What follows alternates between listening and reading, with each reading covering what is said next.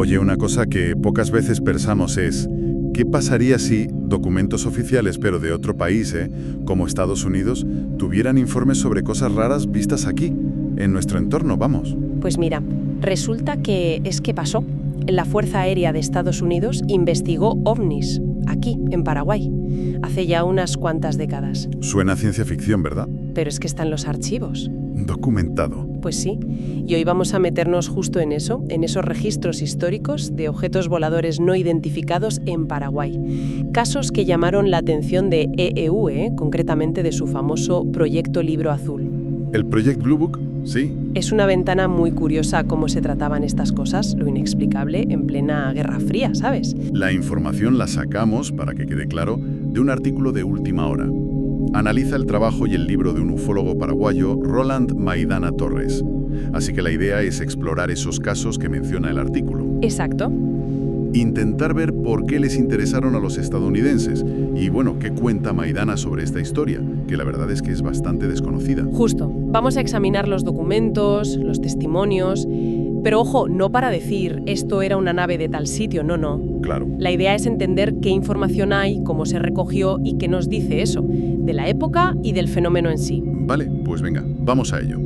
Lo primero es, esa investigación americana, el Proyecto Libro Azul. Suena mucho, pero ¿qué era exactamente? Porque por lo visto no se limitaban a EEU. No, ¿qué va? El Libro Azul estuvo activo sobre todo entre el 52 y el 69, aunque ya venía de antes. Era el programa de la Fuerza Aérea para investigar informes de ovnis, de donde vinieran. De cualquier sitio. Aparentemente sí. El objetivo principal, como dice el artículo, era ver si eran un peligro, una amenaza para su seguridad nacional. Seguridad nacional, claro. Guerra Fría. Automáticamente piensas en tecnología soviética secreta o algo así, ¿no? Sin duda, esa era la motivación número 1, descartar amenazas. Cualquier cosa volando sin identificar era sospechosa, claro. Lógico. Pero, al analizar casos civiles y en sitios tan lejanos como Paraguay, pues igual había algo más. ¿Cómo qué? Pues no sé, quizá una curiosidad más general, ¿sabes? O simplemente que tenían un procedimiento muy exhaustivo, burocracia pura y dura. Investigar todo lo raro que saliera en fuentes fiables, aunque fueran periódicos de aquí. Podría ser. Tampoco podemos descartar que buscaran patrones globales o fenómenos aéreos raros más allá de lo puramente militar. La verdad es que no lo sabemos seguro. Ya, pero sorprende esa extensión geográfica, sí. Y el artículo este de última hora dice que en los archivos desclasificados del Libro Azul hay, por lo menos 3 expedientes sobre Paraguay. Correcto, y detalla bastante uno de ellos. El que titularon Platillos volantes sobre Asunción. Es del 20 de febrero de 1948.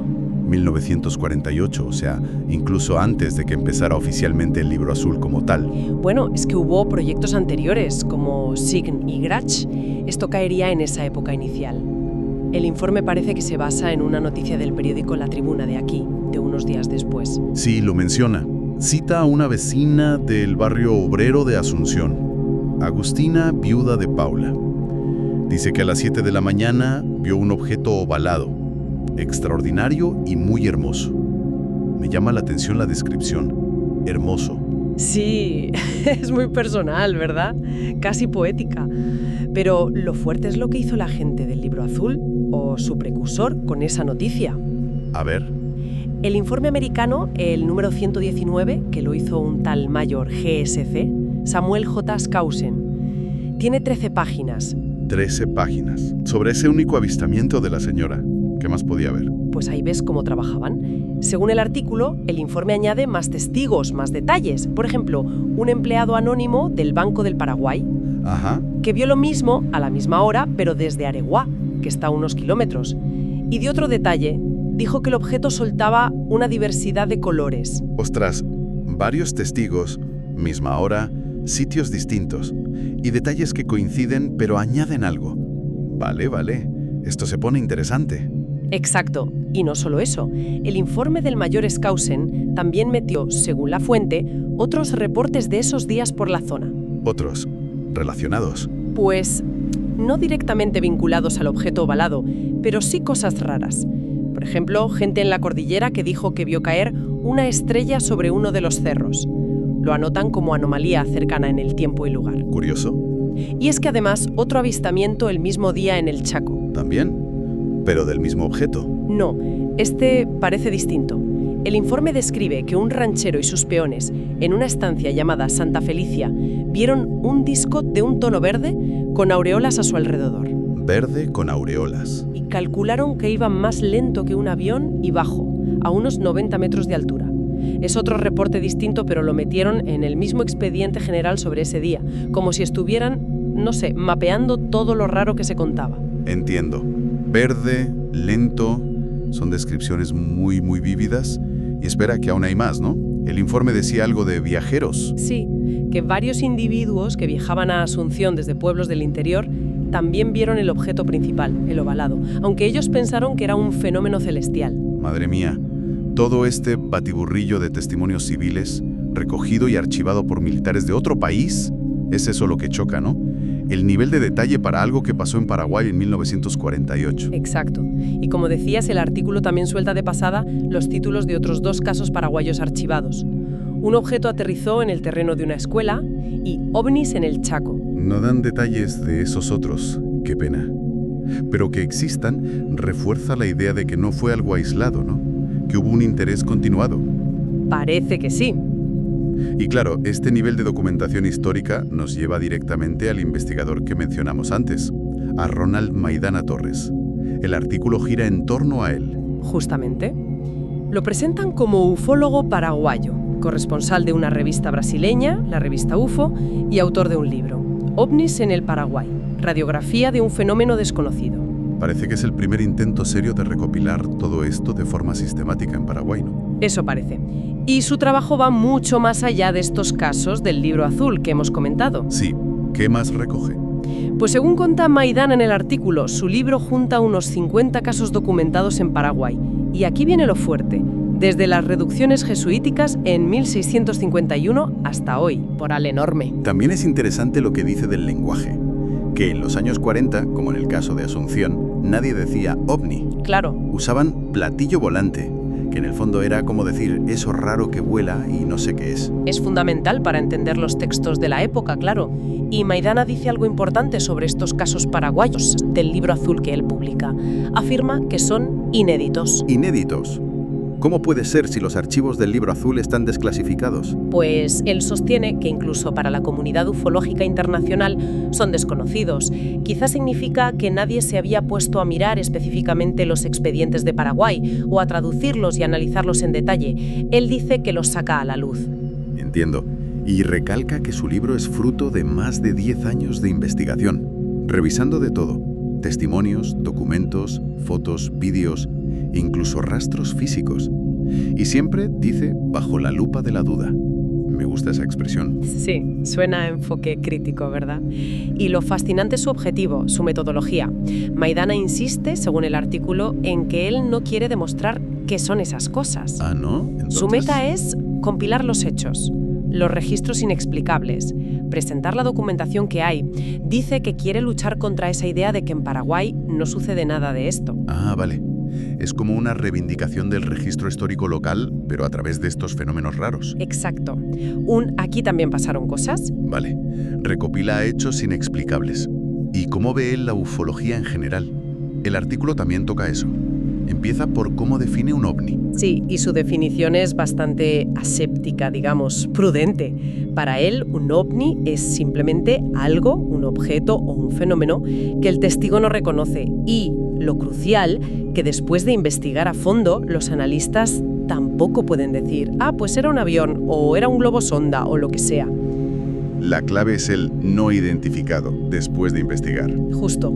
No antes. Pero critica cómo se entiende esto popularmente, ¿no? Además, habla de un arrastre cultural. Sí, y eso es interesante. Dice que casi por defecto oímos ovni y pensamos nave extraterrestre. Hombre, es un poco lo que nos viene a la cabeza, ¿sí? Pues él culpa un poco a Hollywood, a la ciencia ficción, al entretenimiento en general. Dice que han creado una idea equivocada, simplificando mucho algo que, por definición, es desconocido. O sea que la cultura popular se salta la parte del no identificado y va directa a una explicación concreta, ¿no? Y él dice que la ufología debería centrarse en investigar eso, lo desconocido, sea lo que sea. Exactamente. Él defiende la ufología como un campo de investigación. Y ojo, dice que no es que falten datos. Habla de un legajo inmenso acumulado durante décadas. ¿Un legajo inmenso? ¿De qué tipo? Pues menciona evidencias físicas, huellas de aterrizajes y residuos. El problema gordo, según él, no es la falta de datos, sino lo que llama una tremenda entropía. Entropía, ¿te refieres a desorden, caos? Justo eso. Falta de sistema, de organización, de un marco coherente para analizar y catalogar toda esa información, que está dispersa y es muy variada. Ya. Y critica a los que niegan todo de plano. Les acusa de ignorar ese inmenso legajo de datos simplemente porque no encaja bien o porque es difícil de estudiar. Pero también reconoce que hay dificultades reales para estudiarlo científicamente, ¿no? Sí, claro. Señala dos problemas básicos. Uno, que los avistamientos son fugaces e imprevisibles. No puedes planearlos. Aparecen y desaparecen. Exacto. Y dos, que no los puedes reproducir en un laboratorio. No puedes coger un fenómeno de esos y meterlo en una caja para analizarlo. Son limitaciones muy reales para el método científico estándar. Entendido. Bueno, creo que hemos cubierto lo principal del artículo. Si tuviéramos que resumir las ideas clave que nos deje todo esto. Pues yo diría, tres cosas. Primero, la prueba real, con el proyecto Libro Azul, de que EWS se interesó oficialmente por ovnis en Paraguay durante la Guerra Fría, y con un detalle que sorprende, como en el caso de Asunción del 48. Sí, eso es un hecho documentado. Segundo, el curro de Ronald Maidana Torres, recopilando sistemáticamente estos casos y muchísimos más de Paraguay, algunos supuestamente inéditos. Es como rescatar una parte de la historia local y decir, oye, que aquí también pasaban cosas raras.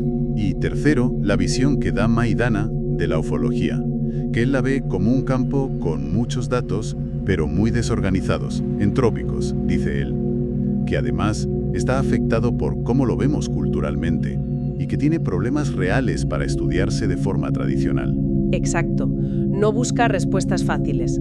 Aboga por investigar lo inexplicado de forma seria. Si conectamos esto con una perspectiva más amplia, ¿qué nos dice? Pues mira, por un lado, vemos cómo la seguridad nacional de un país grande puede, casi sin querer, acabar guardando historias de eventos raros en sitios pequeños. Y esas historias se vuelven fuentes históricas curiosas. Cierto. Que dura poco, a lo difícil de clasificar. Es una mezcla rara, sí. Historia militar, crónica local y casi filosofía de la ciencia, ¿no? De cómo sabemos lo que sabemos. O lo que no sabemos. Exacto. Y deja una reflexión ahí flotando. Justo, para terminar, si partimos de esa idea de Maidana de la entropía en la ufología, de ese inmenso legajo desordenado que muchos ignoran, podríamos preguntarnos, ¿qué otras áreas del conocimiento o qué otros fenómenos o incluso qué saberes históricos o culturales podrían estar sufriendo una entropía parecida? ¿Qué información que podría ser valiosa estamos quizá pasando por alto o malinterpretando o descartando? No porque sea falsa, sino porque no encaja bien en nuestras disciplinas de siempre. O porque estudiarla es tan complicado como estudiar los ovnis. ¿Cuánto nos estaremos perdiendo en esos márgenes de lo difícil de investigar? Exacto. ¿Cuánto queda por explorar ahí fuera, en lo que no es fácil de medir y catalogar? Una pregunta que da un poco de vértigo, la verdad, y que invita a mirar con otros ojos lo que damos por sentado como conocimiento. Muy bueno para quedarse pensando.